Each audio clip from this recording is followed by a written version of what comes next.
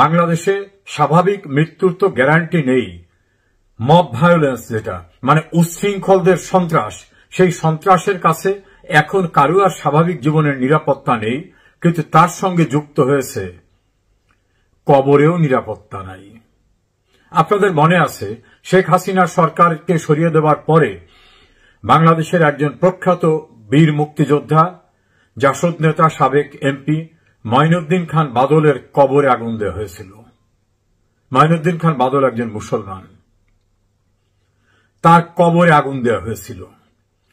প্রতিশোধ, প্রতিহিংসার পরিমাণটা কত ভয়ঙ্কর, কত ভয়াবহ তা দৃশ্যমান হয়েছিল। এর পরবর্তীতে জাতীয় দৈনিকে ইলেকট্রনিক মিডিয়া আসা শুরু করল যে কবর থেকে কঙ্কাল হারিয়ে যাচ্ছে, অর্থাৎ কবরের ভিতরে লাশের পচে গলে যাওয়া হাড়, সেগুলো এখন আর নিরাপদ না ইউনূস জামানায়। কেউ কেউ বলেন এগুলো নিয়ে দেখানো হবে যে এই সব লোকদেরকে শেখ হাসিনা আমলে মেরে ফেলা হয়েছিল।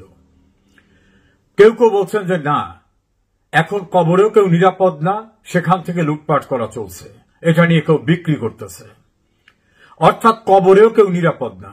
তার সঙ্গে নতুন করে সংযুক্ত হল রাজবাড়িতে নুরা পাগলা নামক একজন অনেক ভক্ত নিয়ে চলা মাজার কেন্দ্রিক চিন্তা চেতনার মানুষের কবর থেকে তার লাশ তুলে আনা। এখানে যে একটা সহিংসতা হতে পারে, এটা বেশ কয়েকদিন যাবৎ সামাজিক যোগাযোগ মাধ্যম এবং গণমাধ্যমেও সংবাদ আসছিল।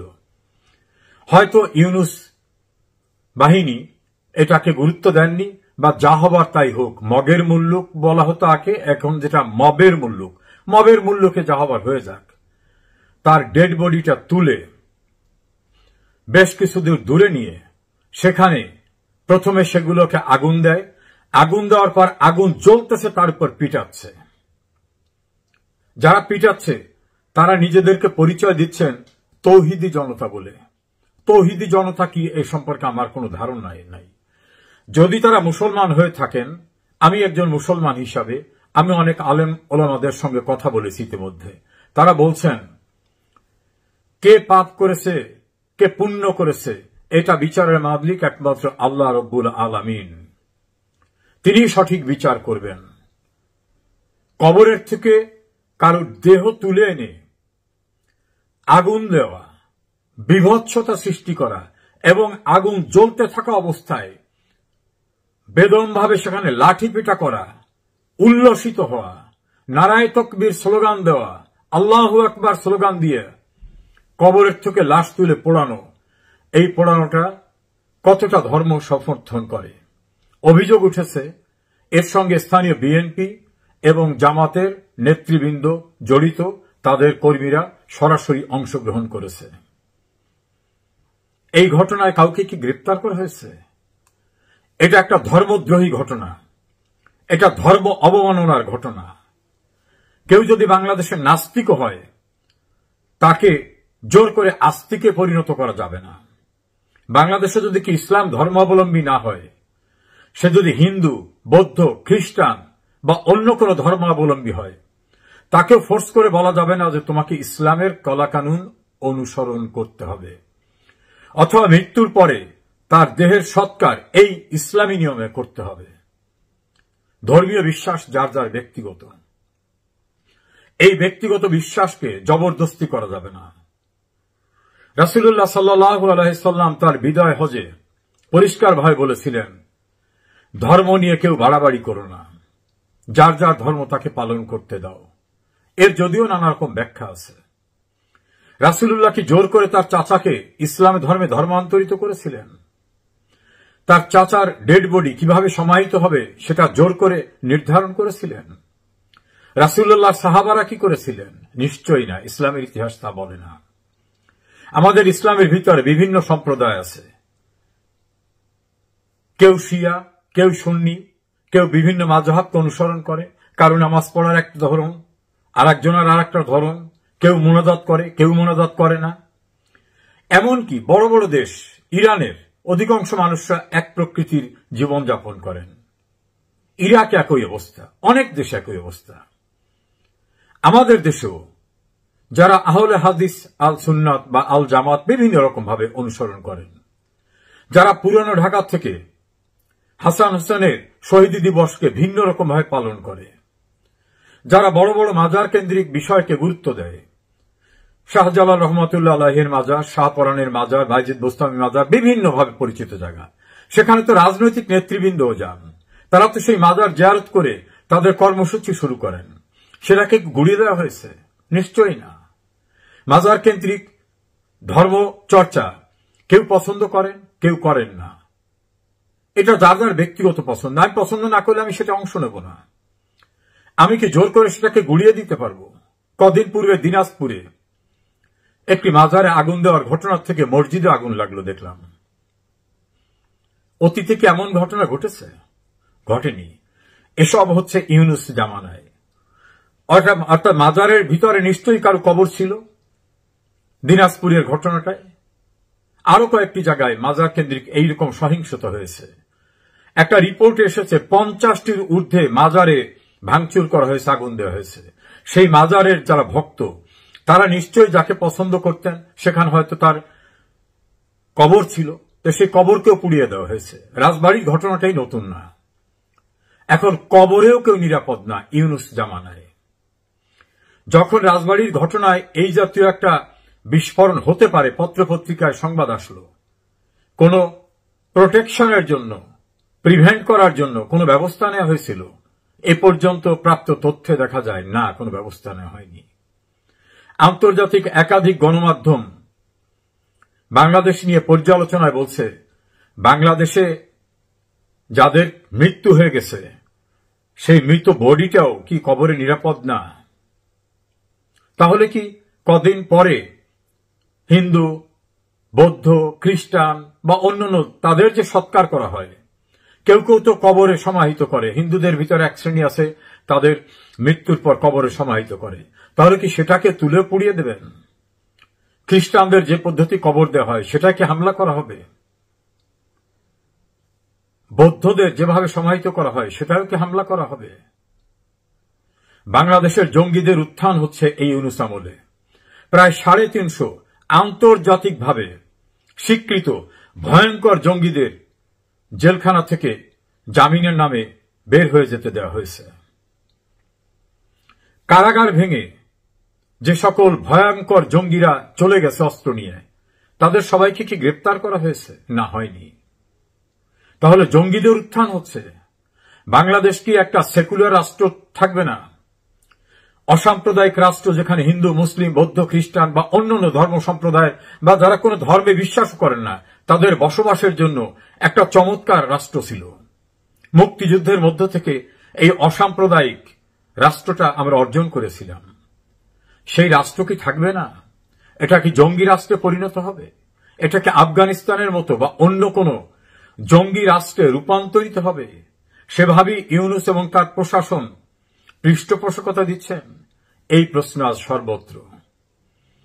ব্রিটিশ পার্লামেন্টে আলোচনা হতে যাচ্ছে। জাপানের পত্রিকায় ভয়ঙ্কর চিত্র ফুটে উঠেছে। বাংলাদেশকে এখন একটা নরকে, একটা অন্ধকার জগতের, আদিম অসভ্যতার জগতে ফিরিয়ে নেওয়া হচ্ছে ইউনুস জামানায়। লক্ষ্য সম্ভবত সাম্প্রদায়িক উগ্র রাষ্ট্রে পরিণত করা, যেখানে কেউই নিরাপদ থাকবেন না। এর পরিণতি কখনো ভালো হয় না। ডক্টর ইউনুস নিজে কতটা ইসলাম লালন করেন আমি জানি না। জাতীয় ঈদগাহ ময়দানে ঈদের জামাতে সবাই যখন সেজদা করছেন, সবাই যখন রুকুতে যাচ্ছেন, সবাই যখন হাত তুলছেন, তখন তার ছবিটি যেভাবে আমরা বিভিন্ন গণমাধ্যমে দেখেছি তাতে মনে হয়েছে এই প্র্যাকটিসটা তার বোধহয় ভালোভাবে নেই। অথচ তিনি এখন বাংলাদেশের এক শ্রেণীর সাম্প্রদায়িক গোষ্ঠীর ইমামে পরিণত হয়েছেন, যারা কদিন পূর্বে ওয়াজ করে বলতেন ইউনুসের কোনোদিন ক্ষমা হবে না, ও গ্রামে গ্রামে বাড়ি বাড়ি সুদ পৌঁছে দিয়েছে, ও সুদখোর, ওর জাহান্নামে যাওয়ার পথ থেকে রক্ষা করা যাবে না। সেই ওয়াজ করা ব্যক্তিরা এখন বলছে ইউনুস আমাদের ইমাম। ইউনুসের বিরোধিতা করা মানে ইমামের বিরোধিতা করা। কেউ কেউ তো আর এক ধাপ এগিয়ে বলছেন যে নবীরা যে প্রক্রিয়া আসতেন ইউনুস সেই প্রক্রিয়া আসছেন। ইউনূসের বিরোধিতা করা মানে এটা পাপ। এই ভণ্ড হুজুরদের সম্পর্কেও উপলব্ধি করতে হবে মুসলমানদের, এরা কি ইসলামের প্রচারক না এক ভণ্ড ইসলামের অপব্যাখ্যাকারী? বাস্তবতা হচ্ছে বাংলাদেশে কেউই এখন আর নিরাপদে নেই। তিনি কবরের উপরে থাকুন আর কবরের ভিতর থাকা মৃতদেহ হোক। এই হচ্ছে ইউনূস জামানা। অপেক্ষা করুন, এর নিশ্চয়ই একটা চূড়ান্ত পরিণতির জন্য ইউনূসকে প্রস্তুত হতে হবে। কেউ কিন্তু পাওনা ছাড়া ফেরত যায় না। ন্যাচারাল পানিশমেন্টও কিন্তু স্বাভাবিক গতিতে পেয়ে যান। সে সময়ের জন্য আমাদের হয়তো একটু অপেক্ষা করতে হবে।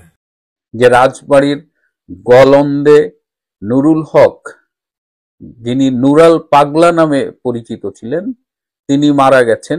এই 11-12 দিন আগে তিনি মারা গেছেন ঢাকায়, এবং তাকে কবর দেওয়া হয়েছে। তিনি স্থানীয়ভাবে একটা দরগা শরীক করেছিলেন এবং সেখানে তাকে কবর দেওয়া হয়েছে। তো তার কবরটা তৌহিদি জনতার নামে একদল মানুষ সেখানে স্লোগান দিয়ে গিয়ে তার কবরটা ভেঙেছে, তার দরগা শরীফ পুড়িয়ে দিয়েছে। কবর থেকে আমি জীবনে এটা দেখি নাই, আমার যে এত বছর বয়স হলো, তাই কবর থেকে লাশটা উঠিয়ে, এবং তখন তারা স্লোগান দিচ্ছিল নারায়ে তাকবীর আল্লাহু আকবার। এই তৌহিদি জনতারা তারা লাশটা কফিন থেকে লাশটা বের করছে, তারপরে তাকে টেনে সেই কফিন সহ টেনে নিয়ে গেছে এবং প্রকাশ্যে রাস্তায় এনে সেটি পুড়িয়ে দিয়েছে। এটি তো এই সমসাময়িক ইতিহাসে আমি পৃথিবীর কোথাও শুনিনি যে এইভাবে কবর থেকে লাশ তুলে পুড়িয়ে এনেছে। নুরুল হকের বিরুদ্ধে বা নুরাল পাগলার বিরুদ্ধে অনেক অভিযোগ থাকতেই পারে। তিনি যখন জীবিত ছিলেন তার বিরুদ্ধে যদি অভিযোগ থাকতো, সেটা নিয়ে আদালতে মামলা করা যেত। আদালত হয়তো তার বিচার করতেন। যদি শাস্তিযোগ্য অপরাধ হয়ে থাকে সেটি আদালতের বিবেচ্য হতে পারত। সেখানে তাকে, তিনি যখন মারা গেছেন এবং বলা হচ্ছে তার কবরটা নাকি 12 ফুট উঁচুতে দেওয়া, এটা একটা মিথ্যে কথা।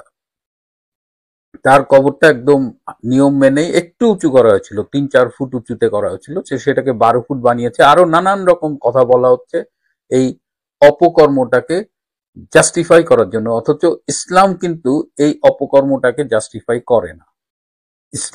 ইসলাম আমরা শুনি শান্তির ধর্ম, নিজে বিশ্বাসও করি। আমি একজন প্র্যাকটিসিং মুসলমানও, আমার রাজনৈতিক বিশ্বাস যাই থাকুক আমি এটা করি।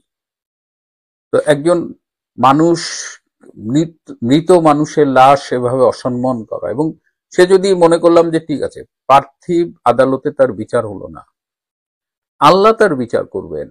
মৃত মানুষকে এইভাবে তুলে এনে প্রকাশ্যে লাশ জ্বালিয়ে দেওয়া, এটা কোন ধরনের রাজনীতি, এটা কোন ধরনের ইসলাম, এটা আমি ঠিক জানি না। এবং শুধু আজকে না, একদম 5ই আগস্ট থেকে, আমরা গত বছরের 5ই আগস্ট থেকে দেখছি যে সারা দেশে মানে কমপক্ষে 105টা, এই সংখ্যা প্রকৃত সংখ্যা কারো কারো মতে 195টা মাজার শরীফ সারা দেশে ভেঙে দেওয়া হয়েছে। এই যে সুফি সম্প্রদায় যারা মাজারের মাধ্যমে শান্তিপূর্ণ ইসলাম প্রচার করে, তাদের বিরুদ্ধে এই জামাতি ইসলামের রাগ কিন্তু বহুত আগে। 71 সালেও আমরা দেখেছি, 2001 থেকে 2005 সাল পর্যন্ত আমরা দেখেছি এভাবে একের পর এক মাজার পুড়িয়ে দিয়েছে। কিন্তু এবারের মতো এত বিভৎস অবস্থা আমরা কখনো দেখিনি। একের পর এক মাজার ভাঙা হচ্ছে, পুড়িয়ে দেওয়া হচ্ছে, এবং প্রশাসন যেন থেকেও নেই। এই যে গলন্দের ঘটনায় দেখেন, এখানে পুলিশ গিয়েছে, পুলিশকে পিটিয়েছে, 6 জন পুলিশ আহত। সেখানে আর্মিও যে সুবিধা করতে পারে নাই প্রথমে, পরে আর্মি র্যাব হয়তো কন্ট্রোল করেছে, বাট ততক্ষণে ড্যামেজ যা হওয়ার হয়ে গেছে। গলন্দের এই ঘটনার সাথে কারা জড়িত? এই যে গতকাল কিন্তু এই ঘটনায়, গতকাল শুক্রবার, এটা হলো গলন্দ পৌরসভার 5 নম্বর ওয়ার্ডের জুরান মোল্লাপাড়ায়। এটার সাথে এই ঘটনার ভেতরের অনুসন্ধান করতে গিয়ে যে কেন এই ঘটনাটা ঘটলো, সাধারণ মানুষ তো হঠাৎ করে এইভাবে করবে না এটা, তাহলে এটা কেন ঘটলো, এটা অনুসন্ধান করতে গিয়ে দেখা যাচ্ছে যে স্থানীয় উপজেলা ইমাম পরিষদের সভাপতি এবং স্থানীয় থানা জামাতের নেতা মৌলানা জালাল তিনি 15-20 দিন আগে একটা ইমান ও আকিদা রক্ষা কমিটি গঠন করেন এবং এই নামের একটা সংগঠন গড়ে তোলেন এই রক্ষা কমিটির নামে, এবং এর ছত্রছায়ায় এই জামাত শিবিরের লোকজন এবং এর সাথে স্থানীয় বিএনপিও জড়িত। এই বিএনপির পৌর সভাপতি আবুল কাসেম ও থানা বিএনপির যুগ্ম সম্পাদক তারাও এই ঘটনায় জড়িয়ে যায়। তো এই জামাত বিএনপি মিলে এরা তৌহিদি জনতার নামে স্লোগান দেয় এবং এরা প্রথমে দরগা শরীফ ভাঙে, পরে তারা এই লাশের প্রতি এই অসম্মানটা করে। এবং এই যে এরা যে কন্টিনিউয়াসলি এই কাজটা করছে, এটা কিন্তু এটার একটা পলিটিক্যাল মোটিভ আছে। তারা সারা দেশ জুড়ে একটা সাম্প্রদায়িক বিভাজন সৃষ্টি করছে এবং তারা উগ্রবাদিতা সারা দেশে ছড়িয়ে দিচ্ছে, সাম্প্রদায়িকতা সারা দেশে ছড়িয়ে দিচ্ছে এবং তাদের কর্মকাণ্ডের মাধ্যমে তারা সাম্প্রদায়িক সম্প্রীতি বিনষ্ট করছে। এবং এবং ডক্টর ইউনূসের যে প্রশাসন সেটা থেকেও নেই। পরে দেখলাম আজকে একটা মামলা হয়েছে, সেখানে আবার 3000 লোকের বিরুদ্ধে মামলা দিয়েছে। মানে এখানে এখন আমি জানি না কি মামলা বাণিজ্য কি হবে না হবে, তবে এটা ভীষণ অন্যায় হয়েছে। যারা এই অন্যায়ের সাথে জড়িত তাদের আজ হোক কাল হোক অবশ্যই বাংলাদেশের প্রচলিত আইনে শাস্তি পেতে হবে। প্রিয় বন্ধুরা, আজ এ পর্যন্তই। ভালো থাকবেন, সুস্থ থাকবেন। জামাত বিএনপির এই সাম্প্রদায়িক উগ্রবাদী জঙ্গিবাদী রাজনীতি থেকে সতর্কভাবে দূরে থাকবেন। একদিন অবশ্যই এর বিরুদ্ধে রাজনৈতিকভাবেই ব্যবস্থা নেওয়া হবে, বিচারের আওতায় আনা হবে এদের।